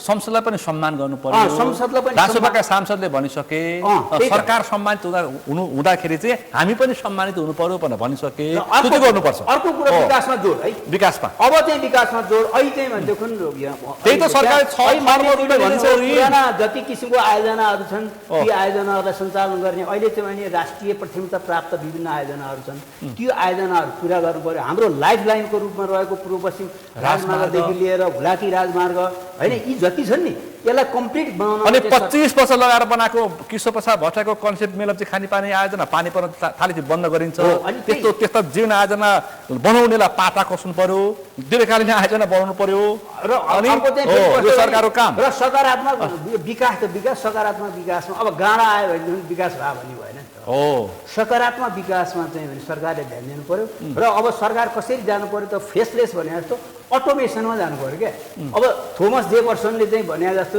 the government that governs least governs best भनेको थियो क्या अब उनको त्यो अहिले हो र उनी चाहिँ अमेरिकन तेस्रो चाहिँ राष्ट्रपति 1811 सम्म चाहिँ अब राष्ट्रपति त्यस्तो त्यतिखेर बेस्ट गभर्नमेन्टले हस्तक्षेप बढी गर्नु संसदमा विपक्षीले के भनिरहेको छ भन्दा यो सरकार अथवा बालन सरकार त ओली भन्दा पनि बढी तानासा पो देखा पर्दैछ अझ एकजना सांसदले के भने त्यो त उत्तर कोरियाको किम जोन हुन् कि जस्तो आवाज भइरहेछ पनि भन्दैछ यसो तपाईँ त्यो लागिरहेछ त्यो होइन मलाई यो लाग्ने भन्दा पनि तपाईँले चाहिँ यसो छ फेरि तपाईँले भन्नुहुन्छ डेङ सियापिङले भने जस्तो बिरालो कालो होस् अथवा सेतो होस् त्यसले मुसा मार्नुपर्छ भने जस्तो चाहिँ हामीले रिजल्ट पनि हेर्नुपर्छ तर रिजल्ट हेर्दाखेरि चाहिँ म सल्लाह चाहिँ के दिन्छु भन्दाखेरि इन्स होइन इन्स डु नट अब चाहिँ भने कज चाहिँ भने मिन्सलाई पनि हो क्या मिन्सलाई चाहिँ भने हेरिकन जस्तो चाहिँ अहिले मैले भने नि त अब प्रक्रिया नै चाहिँ भने जस्तो ड्यू प्रोसेसमा जानुपर्छ नि कानुन जानुपर्छ हो ड्यू प्रोसेसमा चाहिँ भने नगइकनै अब चाहिँ भने एक्स हामी भन्छौँ नि एक्स स्टाइल गभर्नमेन्ट भनेको चाहिँ बन्तरोले हानेदेखि गएर झ्याप गर्ने भन्ने कुरातिर पनि लाग्नु भएन ड्यू प्रोसेसमा चाहिँ गभर्नमेन्ट त्यसो भएदेखि कङ्ग्रेसको तत्कालीन पार्टी सभापतिका परिवारलाई अहिले पुँजी काटेको छ नि त छोरा समेतलाई यो प्रक्रिया के हो त्यसलाई अब हेर्नुहोस् त्यसलाई अनुसन्धानको क्रममा रहेको कुरालाई अनि अब एउटा कानुनको विद्यार्थीले के भन्न सकिन्छ अब केसम्म कानुनको विद्यार्थीले भन्ने भनेको अनुसन्धानमा रहेको कुराहरूमा र उनीहरूको चाहिँ भने अब सिआइडीदेखि लिएर विभिन्न यहाँ भिजिलेन्स विभिन्न बडीहरूले अब त्यहाँ हेरेर तथ्य र प्रमाण हेरेर गरेको कुरा होला यो कुरालाई अब यो कुरालाई चाहिँ भने यो कुरालाई प्रतिशोध भन्न मिल्छ कि मिल्दैन होइन पोलिटिकल भेन्डेटा भन्नलाई त तपाईँले प्रमाणले बोल्नु पऱ्यो नि त तथ्य र प्रमाणले बोले होला नि त तथ्य र प्रमाणले बोलेर पो उहाँले चाहिँ भने छानबिनमा नत्र भने त तपाईँ मलाई गरेनी भयो मलाई गरेनी भयो नि त र म तपाईँ आउँछु मान्यज्यू सरकार प्रतिशोध न हो एकदम होइन के हो त अब यो कस्तो छ भने लु भन्नुहोस् त अहिले अनुसन्धान गर्ने जुन हाम्रो सम्पत्ति छानबिनका कुराहरू भ्रष्टाचारका कुराहरू छन् विष्णु पौडेललाई थुन्ने कुरादेखि लिएर यो विषयमा के हुन्छ भने राष्ट्रिय स्वतन्त्र पार्टीको जन्म भएकै 4 वर्ष हुँदैछ सरकार आफूले लिएको अहिले 100 दिन भर्खर पुरा गर्दै अवस्था छ अनि अब जति पनि भनौँ न विभिन्न मन्त्रालय अन्तर्गत रहेका संस्थान अन्तर्गत रहेका भ्रष्टाचारका जति फाइल छन् त्यो कुनै न कुनै रूपले अघिल्ला पार्टीहरूका व्यक्तिहरूसँग या त कर्मचारीहरूसँग जोडिन्छ अनि राजसभासँग अघिल्ला पार्टीका नेता कर्मचारी जोड्न खोजेको कुरा के भने राजसभा त जोडिँदैन यसमा किनभने राजसभा त्यो बेलामा थिएन अनि नगर्नु राजसभालाई छैन उसलाई चाहिँ गएर पुर्जी काटियो भने पछाडि यति प्रतिशोध भयो कि क्या हो भन्ने खालको चाहिँ आशंका गर्नु देखाइदियो राजसभाको सहकारीमा होला राजसभाको ठेक्कामा होला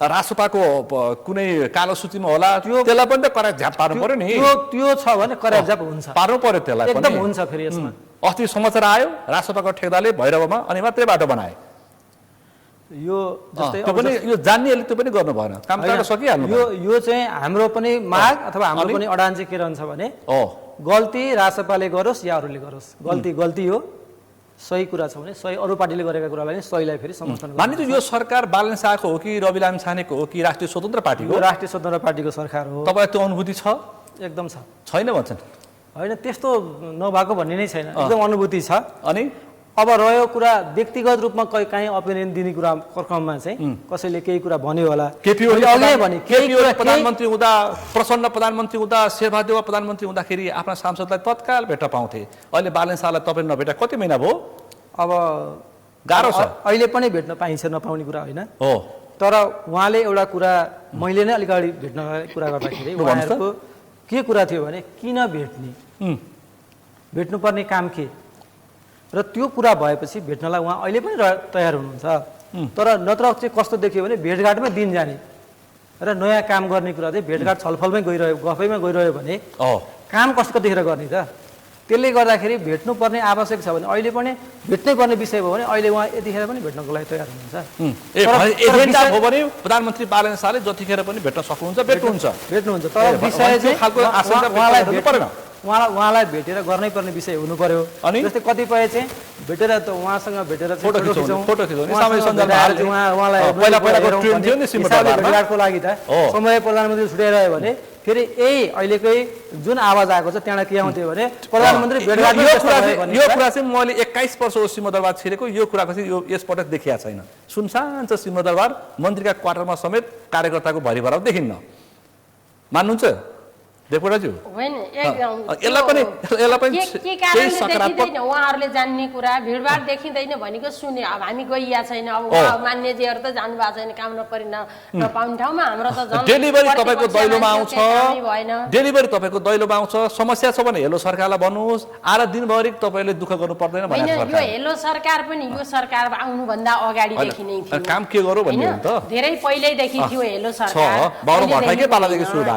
हेलो सरकार पहिल्यैदेखिको थियो फेसलेस कामहरूको प्रक्रिया पनि पहिल्यैदेखि नै सुरु भएका थिए होला अपडेट गर्नुपर्ने सफ्टवेयर अझ बलियो बनाउनु पर्ने सुधार सबै काम भएको भएदेखि खुमबहादुर खड्का जेल गएको हैन गोविन्दराज जोशी गएको जेपी गुप्ता गएको यो सरकारले मात्रै गरे हो किरण विभागले गएको यो सरकारले मात्रै गरे हो यो अघिल्लो सरकारले गरे होइन त्यतिखेर थोरै गए अहिले धेरै जाँदै छन् सम्भावित नेतालाई लिएर जेल हाल्या होइन त्यतिखेर थोरै गए अहिले धेरै जाँदै छन् बाजी मात्रै गरेर ओहो भन्ने कुरातिर म चाहिँ पटक्कै मान्ने पक्षमा छैन किन भन्दा म चाहिँ कृष्ण प्रसाद भट्टराईको अत्यन्त नजिक भएर बौद्ध लाउने बित्तिकैको सरकारदेखि लिएर तपाईलाई कृष्ण प्रसाद भट्टराईको अनुयायी भन्छन् हैन धेरैलाई हेरेको छु गल्ती गरेकाले सजाय पाउनुपर्छ नेपाली काङ्ग्रेस जहिले एउटा कुरा भन्नुस् त डेमोक्रेसीको सुन्दर पक्ष हो मैले 48 को 51-52 को फोहोर राजनीति पनि देखेको अलिअलि होइन। त्यसपछि 64, 62, 63 पछि त प्रत्यक्ष भइरहेको छु होइन मैले। त्यसकारण यो देशमा त्यतिखेर यो 35 वर्ष चाहिँ ठिकठाक थियो। ठिकठाक होइन। जब नेपाली काङ्ग्रेसले राम्रो सुन्नु न, जब नेपाली काङ्ग्रेसले राम्रो पोलिसीगत निर्णय सुरु भयो त्यसपछि माओवादी द्वन्द्व भयो।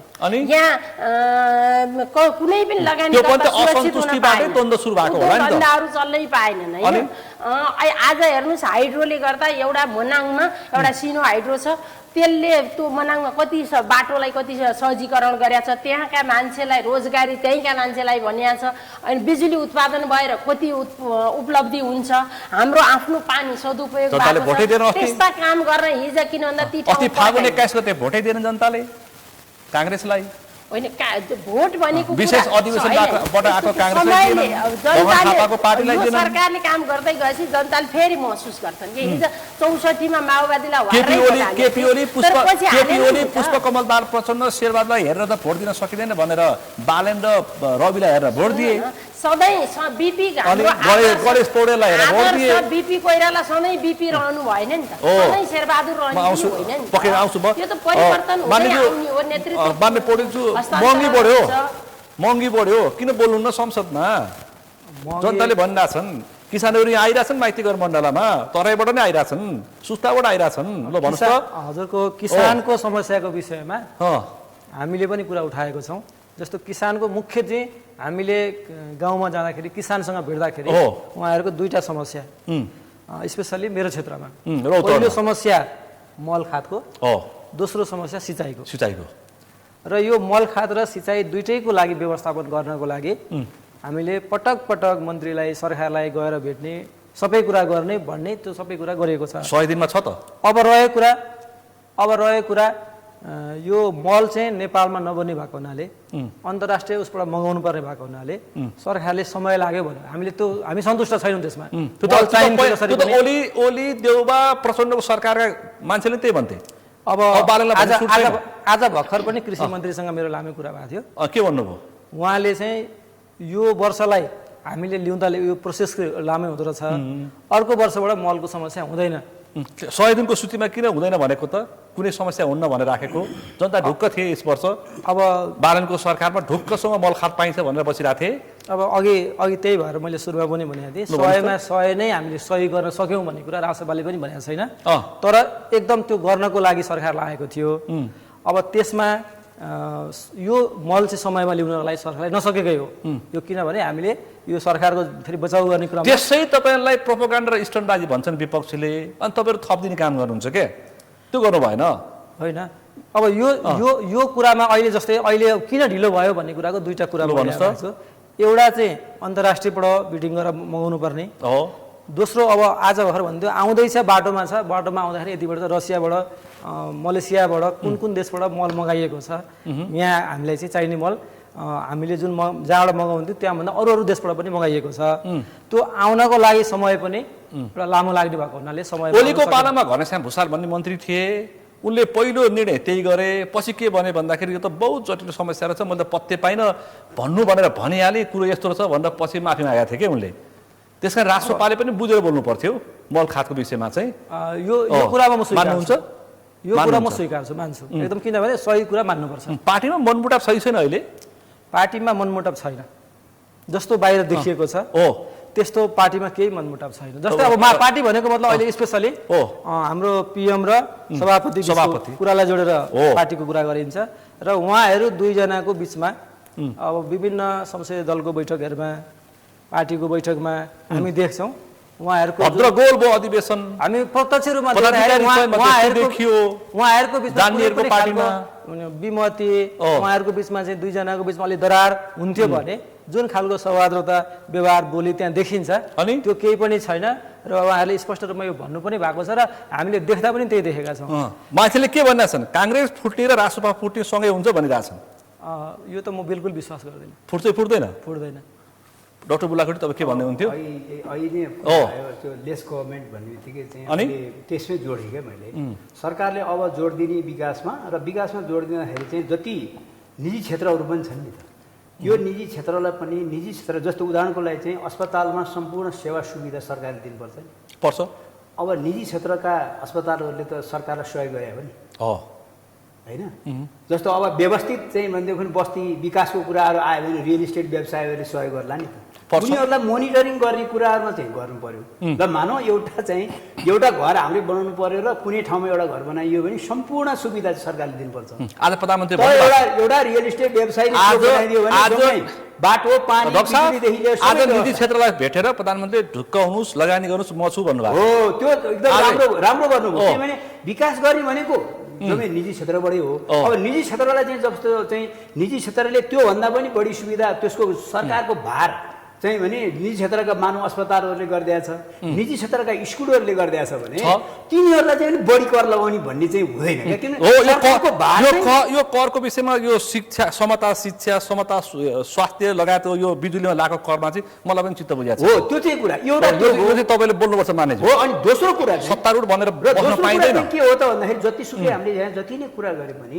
तपाईँको यो चाहिँ भने कानुनको विद्यार्थीको हिसाबले हेर्दा मानव अधिकारको संरक्षणको कुराहरूमा हामी चाहिँ भने रेस्पेक्ट प्रोटेक्ट प्रमोट भन्छौँ त्यो मानव अधिकार संरक्षण अब हामी मानव अधिकार 15-20 वटा महासन्धिको हामी पार्टी छौँ राजनीतिक अधिकार सम्बन्धी अनुबन्ध भन्छौँ आर्थिक सामाजिक चाहिँ भने संस्कृति सम्बन्धी अनुबन्ध भन्छौँ अब universal declaration of human rights 1948 मा एक्सेप्ट गरेको त्यसका सम्पूर्ण सिद्धान्तहरू हामीले चाहिँ संविधानमा चाहिँ भने हाम्रो अङ्गीकार गरेका छौँ भनेपछि यसको पालना गर्नु पर्यो र अमल यहाँ एउटा बुलाकोटीज्यू अहिले सरकारले च्याप्प समातिरहेको छ विष्णु पौडेलको आज म्याद थपियो होइन यो सरकार कानुन सम्मत छ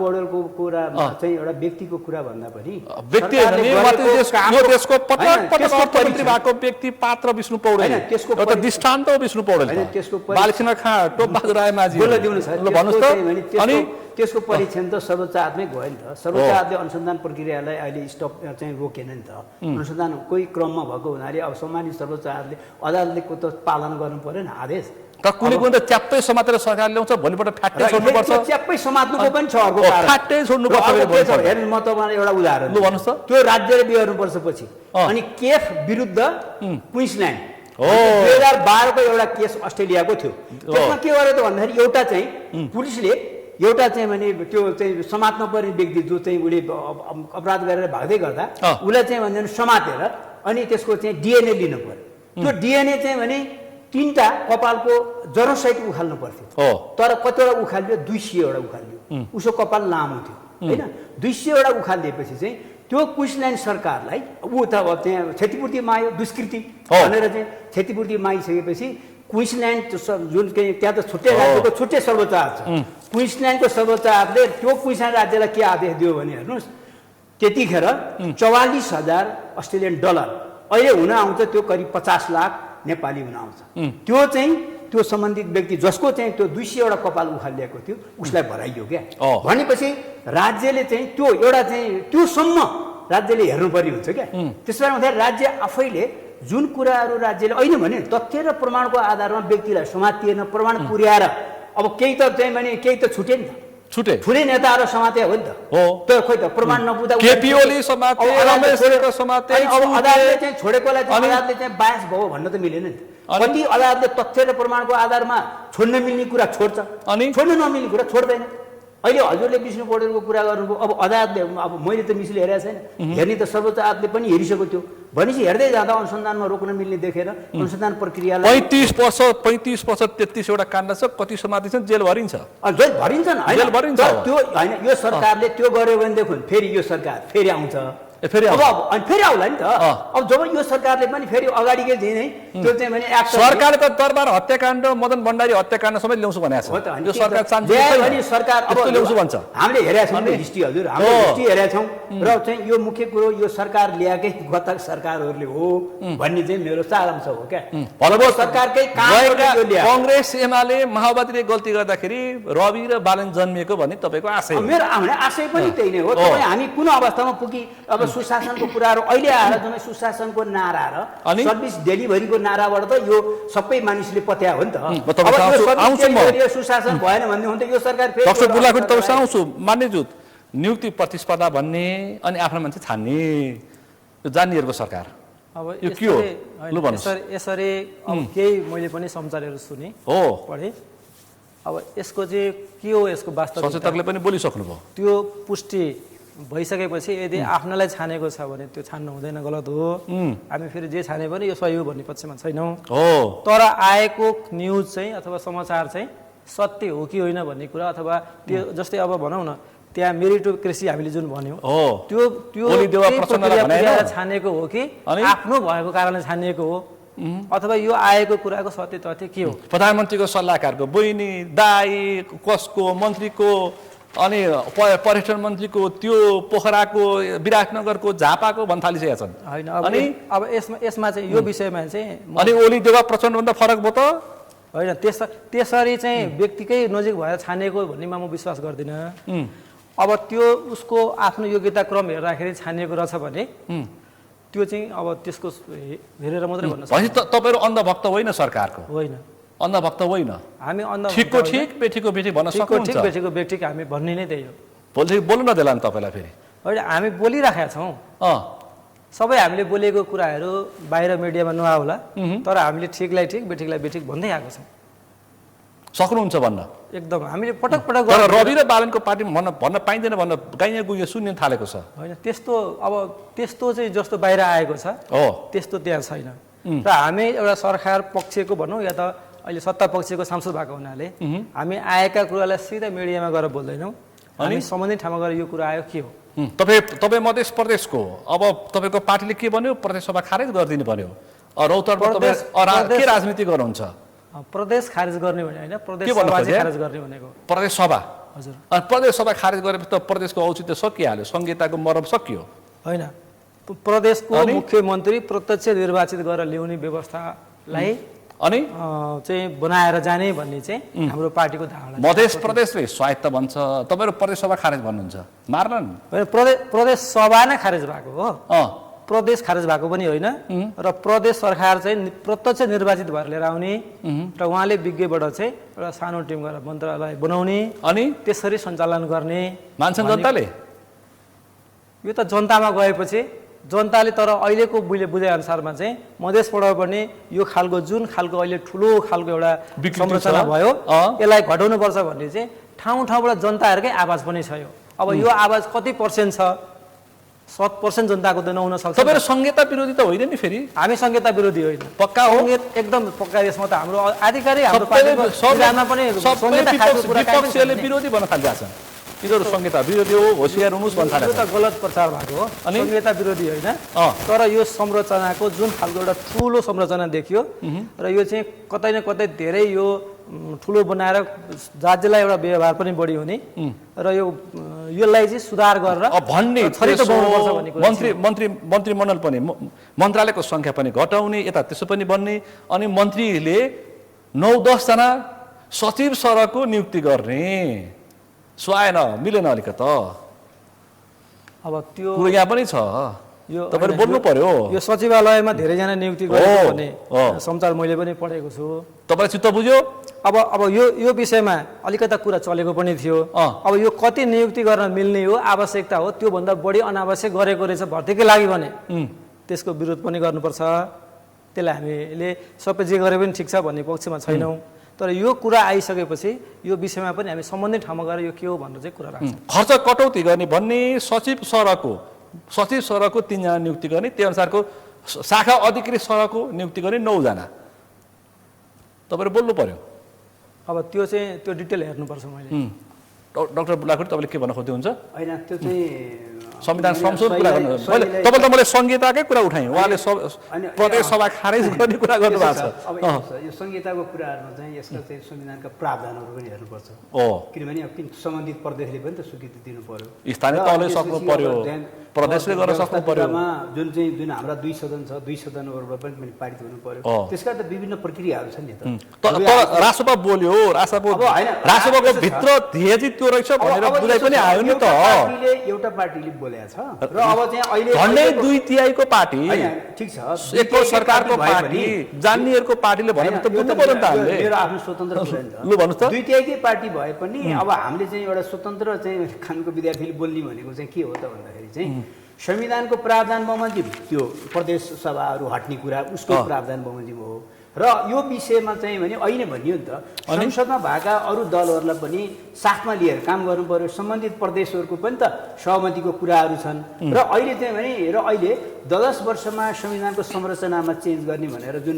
अगाडिका केही पार्टीहरूले पनि राष्ट्रपतीय शासनको कुराहरू आइरहेको पनि थियो र यो बीचमा चाहिँ भने अब जुन यो समिति पनि कल्चर किङको कुरा पनि आइरहेको छ यो समितिमा व्यापक रूपमा छलफल गरेर अनि त्यसपछि चाहिँ भने यो प्रस्ताव लाने कुरा छँदैछ र जहाँसम्म ब्युरोक्रेसीको कुरा गर्नुभएको थियो ब्युरोक्रेसी जबसम्म यो ब्युरोक्रेसी सचिँदैन अब लोकसेवा दिएर म पनि लोकसेवा दिएर म पनि राष्ट्र सेवक भइसकेको मान्छे हो होइन त्यो भएको हुनाले चाहिँ यो अहिले जुन यो चाहिँ प्रत्येक मन्त्रालयमा कुनै मन्त्रालयमा त अस्ति मैले पनि सुने पूर्वाधार मन्त्रालयमा 5 जना सचिव सरहका मानिसहरू राख्ने भन्ने कुरामा चाहिँ सायद अब उहाँहरूको पर्सेप्सन होला 22बाट 18 मन्त्रालय गरियो मन्त्रालय काटछाँट गरियो धेरै त्यो भएको हुनाले चाहिँ अब एउटै मन्त्रालयमा चाहिँ अगाडि गर्ने प्रत्येक मन्त्रालय का चाहिँ कामहरू चाहिँ धेरै थुप्रिए त्यो भएको हुनाले चाहिँ एउटा चाहिँ प्रत्येक मन्त्रालयमा चाहिँ यसरी चाहिँ सल्लाहकार राख्दा ठिक होला भन्ने चाहिँ उहाँहरूको होला तर बाहिर चाहिँ सन्देश चाहिँ कस्तो जान्छ भन्नु होला भने ब्युरोक्रेसीमा एउटा मन्त्रालयमा एकजना सचिव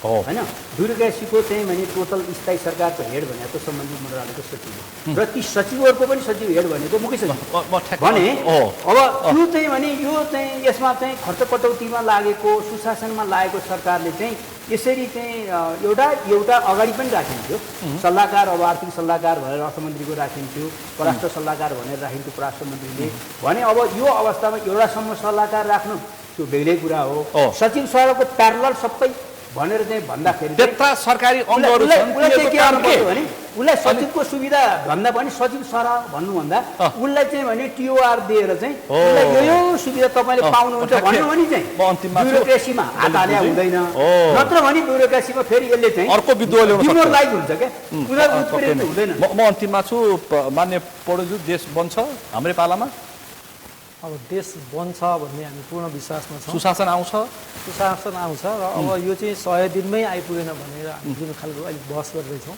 त्यो त जनतामा केही आक्रोश छ त्यसकारण स्वाभाविक उनीहरूले खोज्छन् तर आउँछ कि आउँदैन जनताले खोज्ने कुरा पनि स्वाभाविक हो र जनताको अपेक्षा जनताको चाहनाहरूको एउटा खालको जुन खालको स्तरमा छ अनि त्यही स्तरमा सरकारले पुर्याउन नसकेको अवस्था चाहिँ 100मा 100 पुर्याउन सकेको अवस्था नहुन सक्छ तर सुरुवात गरेको छ र यसले देखि नै गरेर त्यो खालको चाहिँ हाम्रो यो कार्यकालमा हुन्छ भन्नेमा चाहिँ हामी पूर्ण विश्वास छौँ सीता देवकोटाज्यू देश बन्छ बालन सरकारबाट अब अहिले यहाँ दुईजनाले भनेको कुरा सुनेर अब स्वकीय सचिव अथवा सल्लाहकारहरू त्यतिका राख्ने हिजोको सरकारले सम्बन्धित विषयको विज्ञ भनेर नियुक्ति गरेका जति खारेज गर्ने धेरै भयो अनावश्यक भयो भनेर आफूले चाहिँ मन लागेको जति राख्ने भनेपछि सुशासन कस्तो हुन्छ अथवा कसरी अगाडि बढ्छ भन्ने कुरा छर्लङ्ग छन् कि छर्लङ्ग भएको कुरा तपाईँहरू काङ्ग्रेसमा त प्रतिशत नपुगेर केन्द्रीय सदस्यमा प्रतिशत नपुगेर फुट्दै हुन्छ होइन यो त्यस्तो धक्का खाँदाखेरि त्यो होइन कि तपाईँहरूको पनि चेत खुल्या छैन नि प्रतिशोधका कुरै हो नि कि हिजोको सरकारले होइन मैले तपाईँले कुरा गरेँ गगन थापाले सम्मान गरेन भने तपाईँहरू पार्टी फुटाउँदै हुन्छ यसमा त हाम्रो पार्टी विषयमा त तपाईँले कुरा गर्न दिनु भएन कुरा गरे भएदेखि हामी गगन थापासँग सम्मान खोजेकै हो हामीले मात्रै के भनेका छौँ भन्दा अहिले मैले वास्तवमा यो मिडिया मार्फत भन्ने कुरा पनि होइन उनीहरूलाई आन्तरिक कुरा हो तर कुरा के थियो भन्दा हाम्रो बेस नेपाली काङ्ग्रेसको बेस भनेको के हो त भन्दा शिक्षक कर्मचारी प्राध्यापक बुद्धिजीवी वकिल डाक्टर इन्जिनियर त्योभन्दा व्यवसायी जसले डेमोक्रेसी बुझ्छ डेमोक्रेसीमा म आफूले स्वतन्त्र रूपमा मेरो व्यापार व्यवसाय अथवा म स्वतन्त्र रूपमा मेरो क्षमता प्रस्तुत गर्न पाउँछु भनेर जसले डेमोक्रेसी बुझेको छ नेपाली काङ्ग्रेसको बेस त्यही हो राजनीति गर्ने न काम गर्ने भन्यो बालन सरकारले त्यो बेसलाई चाहिँ छिन्न भिन्न बनाएर नेपाली काङ्ग्रेसलाई कमजोर बनाएर देश नेपाली काङ्ग्रेसलाई कमजोर नबनाए अहिले तपाईँले बालन सरकारलाई कानुन सिकाउँदै हुन्थ्यो निर्वाचन आयोग अदालतले गगन थापालाई सभापति मानिसकेपछि तपाईँहरू किन नमान्ने होइन अदालतले सभापति मान्ने एउटा पाटो हुन्छ के हो त अर्को पाटो चाहिँ बालेन प्रधानमन्त्री हुनुभयो रविजी सभापति हुनुहुन्छ नि त त्यो पार्टीको विधान र प्रक्रियाले गरेका कुरा छ नि त। यहाँ सभापतिको ठाउँमा सभापति प्रमुख छ, प्रधानमन्त्रीको ठाउँमा प्रधानमन्त्री प्रमुख छ नि त। त्यस्तै जस्तै जसले यो पार्टीलाई यहाँसम्म दुःख गरेर ल्यायो अथवा संरचना बनायो ती व्यक्तिको भूमिकै रहेन भने यो पार्टी फर्दर अगाडि कसरी मजबुत भएर अगाडि बढ्ला भन्ने एउटा चिन्ता। अनि नयाँ पुस्ता आउनुपर्छ, अगाडि दौडिन्छ, अर्को एउटा समयको माग भन्ने अर्को पाटो। तर मेरो भनाइ कहाँ हो भने तपाईँले सम्मानका कुरा गर्नुभयो, हाम्रो भनाइ के हो त भन्दाखेरिमा यी सबै मान्छेलाई आज अद्यावधिक गर्न, अद्यावधिक भनेको सबैले नवीकरण समयमै गरेका छ। हामीले गगन थापा संयोजक भएकै समितिले आउने 15 वर्षका लागि हामीले नवीकरण गरिसकेर क्लोज गरेका छौँ। क्लोज गरेका छौँ। सीता देवकोटा पाण्डे कांग्रेसी हो, सीता देवकोटा पाण्डे कांग्रेसी हो, कांग्रेसीलाई आफ्नो सदस्य नवीकरण गर्न किन टाउको दुखाइ भयो? हामी त अलरेडी नवीकरण गरेका छौँ, त्यसलाई अद्यावधिक 6 लाखले गर्नुहुने, 6 जनाले गर्नुहुने, पार्टीले भित्र बनाउने 6 लाखले गर्नुहुने, वडा जाने कुरा होइन। 6 लाखले गर्नुहुने, 6 जनाले किन गर्नुहुने? 6 लाखले गरिसके। त्यो अब तपाईसँग 6 लाखको नाम आछ र? आछ त। अब कांग्रेसको सानेपाबाटै आइरहेछ। नभएदेखि म त्यो कमिटीमा बसेको मान्छेले मलाई चाहिँ विश्वास त छैन। भनेपछि कांग्रेस फुटाउने, हामीले नै नवीकरण गरिसकेको संख्या हो क्या। त्यो भनेपछि कांग्रेस फुटाउने। कांग्रेस फुटेको कहाँ छ? तपाईँको मिडियामा फुट्यो होला, छुट्टै कुरा होला, मतान्तर होला। हामीले असार 15 खिरखाने समयसम्म कांग्रेस फुट्यो। अझै कुरो टुङ्ग्याउनलाई थोरै के कुरा भने नि हामीले तिनै प्राध्यापक, शिक्षक, कर्मचारी तिनीहरूलाई आज राजनीतिक रूपमा भाग नलियो भनेर यो सरकारले अलिकति थ्रेट पनि गर्यो अवस्था छ भने काम गर्नु भने तपाईहरु आन्तरिक रूपमा नवीकरण गर्नुभयो, वेट गर्नु, रिटायर भएपछि आउनुस् अथवा त्योसँग त परिवार पनि जोडिएको छ नि। एउटा शिक्षकसँग त उसको 3 जना 4 जना परिवार छन्, सबै त जोडिदैन नि त। ती सबै मान्छे समेट्नका निम्ति हामीले हाम्रो बेसै त्यही हो, त्यसलाई नबिगारौँ। अन्तिममा छु बालन सरकारले देश पाउँछ पाउँदैन? बालन सरकारले देश पाउँछ पाउँदैन यो 5 वर्षमा? बालन सरकारले भन्न सक्नु भएन, शङ्का छ। बालन सरकारले त्यसरी उ गर्छ भने मलाई चाहिँ शङ्का छ। यो मैले भनिसकेँ नि, अघिका कुराले, यो 100 दिनका कुराले वास्तै मैले यो भन्छु भन्न सक्नु भएन। भन्न सक्छु। अन्तिममा डाक्टर बुलाकोटी, म त अब छोटै छु, म समय सकिया छ। यो चाहिँ के भने मेरो चाहिँ अलि सकारात्मक धारणा छ मेरो। लु भन्नुस् त। The sun will rise again with new hope and opportunity भनिन्छ। सम्भावना आउँछ, नयाँ आशाका किरण सम्भावना रहिरहन्छ। र अहिले चाहिँ भने हुटुटी छ यो सरकारमा, यो हुटुटी अनुसार काम होस्। र अहिले मैले पनि सतर्क पनि गराएँ। हुटुटी छ, ढुकढुकी पनि छ, तर त्यो छाँडकाँड चाहिँ मिला छैन। छाँडकाँड मिलाउनु पर्छ भनिहाल्यो नि मैले। उहाँको केही सुशासनको कुराहरूमा केही कमी कमजोरी पनि त आउँदैन त। तर यसलाई चाहिँ सही ट्र्याकमा जाने हो भने अब कति त यहाँ हामीभन्दा चाहिँ अगाडिका चाहिँ भने राजनेताहरूले पनि के भन्नुभयो त भन्दाखेरि चाहिँ हामी चुक्यौँ, हामीले चुकेकै हौँ, हामी चुकेको हुनाले चाहिँ यो सरकार आऊ भनेर त उहाँले स्वीकार्नु भएको छ। सबभन्दा बढी भन्ने त प्रचण्ड अहिले, अनि गगन थापा चुकेकै भन्नुभएको छ। ठ्याक्कै समय सकियो। कतिले त लिक वान युसँग पनि दाँजेका छन् नि त, ठुला ठुला व्यक्तिहरूले पनि दाम्नु भएको छ। कसैले सिङ्गापुर बनाउनेसँग दाँजेका छन्, कसैले चाहिँ उत्तर कोरियासँग दाँजिरहेका छन्। अब यो सबै जिम्मेवारी यसो छ, राष्ट्रिय स्वतन्त्र पार्टीको टाउकोमा। जनताले हेर्ने भनेको वेट एन्ड सी हो। हामी पर्खिने, वेट एन्ड सी। यो अहिले 100 दिनमा चाहिँ मैले अहिले भनिसकेँ, नआत्यौँ, सबै नआत्यौँ। ठ्याक्कै समय सक्यो। समय र सम्वादलाई तपाईहरु 3 जना विशेष रूपमा आभार व्यक्त गर्न चाहन्छु। धन्यवाद। आज हामीले विशेष गरी सरकार, सदन अनि त्यस पछाडि रासोपा पार्टीभित्रको अहिलेको देखिएका केही उल्झनहरू, विभाजनका कुरा र अहिलेका पछिल्ला चर्चित घटनाक्रममा नै बढी केन्द्रित रहेर छलफल गऱ्यौँ। आजको यो छलफलमा मसँग सहभागी हुनुहुन्थ्यो राष्ट्रिय स्वतन्त्र पार्टीका नेता सांसद गणेश पौडेल, त्यसै गरी नेपाली कांग्रेसकी नेत्री सीता देवकोटा पाण्डे र त्यसै गरी कानुनविद विश्लेषक डाक्टर गोकुल बुलाकोटी। आजको विषय प्रसङ्ग यति नै। भोलि अर्को विषय प्रसङ्गका साथ कार्यक्रम प्रश्न समय ल्याउने वार्ता गर्दै म सुनिल दाहाल पनि बिदा चाहन्छु। सगरमाथा टेलिभिजन हेर्दै गर्नुहोला। नमस्कार।